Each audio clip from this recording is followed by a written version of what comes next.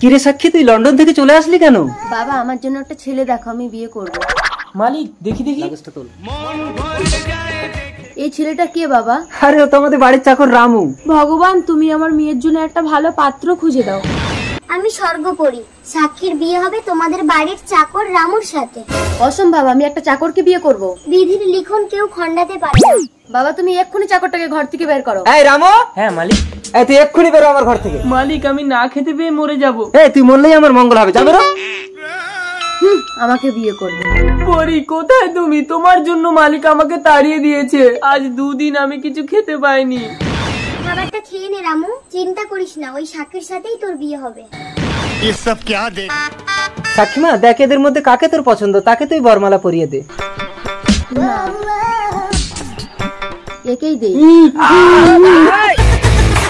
বাবা এরা তো জম্বি হয়ে গেছে। তুই চলে আয়, তোকে কামড়ে দিলে তুই জম্বি হয়ে যাবি।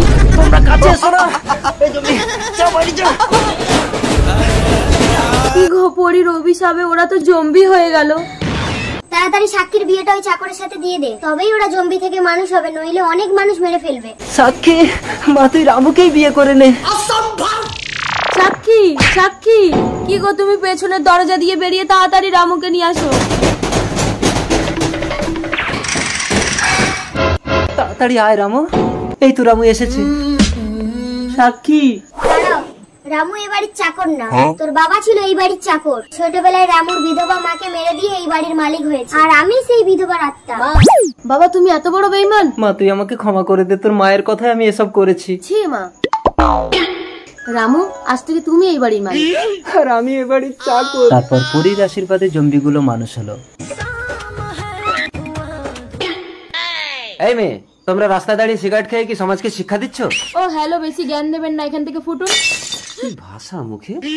তোমার বাবাকে বলেছো আমাদের বিয়ের কথা? না না, বাবাকে চেনো? কে তোমার বাবা? চলো আমি কথা বলবো। দাঁড়াও দাঁড়াও, এভাবে যেও না। আমার বাবা ভীষণ সংস্কারী, মাথায় ঘোমটা দিয়ে চলো, এসব একদম পছন্দ করে না। দিন দিন কি তুমি সংস্কার ভুলে যাচ্ছ? কিন্নি মাথায় কাপড় দিতে পারো না?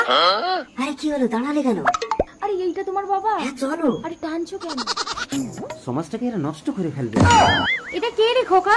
মা, তোমার বৌমা। বাহ, খুব সংস্কারী মেয়ে তো, সবসময় মাথায় ঘোমটা দিয়ে থাকে, আমার খুব পছন্দ হয়েছে। কই গো বেরিয়ে এসো তো। আবার কি হলো? কে এটা? উপরে ঢাকা নিচে ফাঁকা।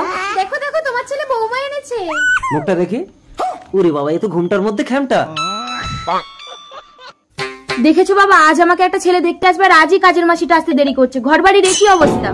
মায়ের শরীরটা ভীষণ খারাপ, তাই আজ আমি কাজে এসেছি। দিদিমণি, আজ আমাদের বাড়িতে একটা অতিথি আসবে, তুই নোংরা জামা পরে এসেছিস। আসবো? এসো বাবা এসো। হেই যা, ভেতরে গিয়ে কাজ কর। যা।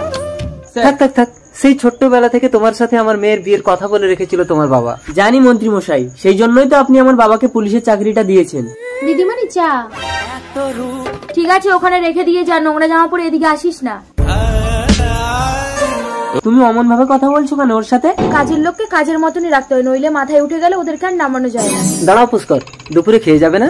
আপনার মেয়ের ব্যবহারে আমার পেট ভরে গেছে, খাবো না, আসি। পুষ্কর।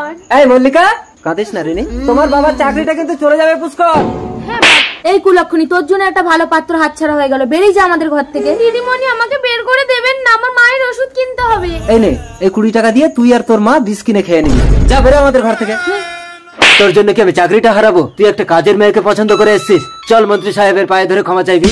বাবা তুমি নিজেকে বাঁচানোর জন্য ছেলেকে বলে দিচ্ছ? তুই এত বড় কথা বললি পুষ্কর, আজ থেকে আর আমি নিজের কথা ভাববো না রে। দিদি, আমার ছেলে আপনার মেয়েকে পছন্দ করেছে। সে তো আমার সৌভাগ্য। মল্লিকা, এবার আমি মরেও শান্তি পাবো রে। ও কথা বলতে নেই মা। চলুন মা, মল্লিকার সাথে আপনাকেও আমাদের বাড়িতে নিয়ে গিয়ে চিকিৎসা করব। দাঁড়াও, পোশাক খোল। এই তুই একটা মন্ত্রীর গায়ে হাত তুললি? স্যার। বাবা, একটা ওয়ান ডিউটি পুলিশ অফিসারের গায়ে হাত তোলার জন্য তুমি একে গ্রেফতার করো। ভিডিওটি ভালো করে দেখে বলুন পুষ্কর আসলে কে।